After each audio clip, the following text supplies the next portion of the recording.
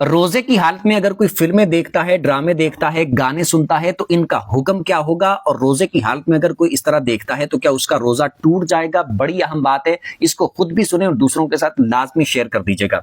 ये बात याद रखिए, रोजे की हालत में अगर कोई फिल्में देखता है, ड्रामे देखता है, गाने सुनता है तो ये नाजायज, हराम और सख्त हराम है, सख्त गुनाह का काम है।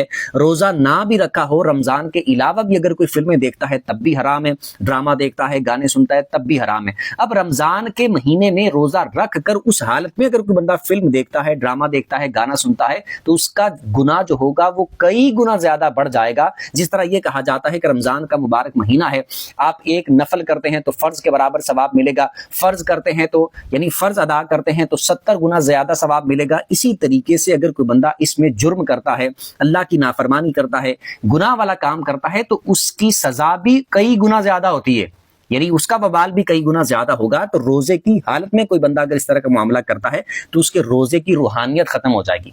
ऐसे बंदे का रोजा रखने का फायदा क्या है? रोजा हमने रखा है तो जो चीजें हमारे लिए हलाल थी, यानी खाना खाना हमारे लिए हलाल है लेकिन रोजे की हालत में हम पर हराम हो गया, हमने अल्लाह की रजा की खातिर उसे छोड़ दिया कि हमने इस वक्त से लेकर इस वक्त तक खाना नहीं खाना, इस वक्त से लेकर इस वक्त तक पानी नहीं पीना, हालांकि वो हलाल है लेकिन रोजे की हालत में हमने उसको अल्लाह की रजा के लिए छोड़ दिया, तर्क कर दिया।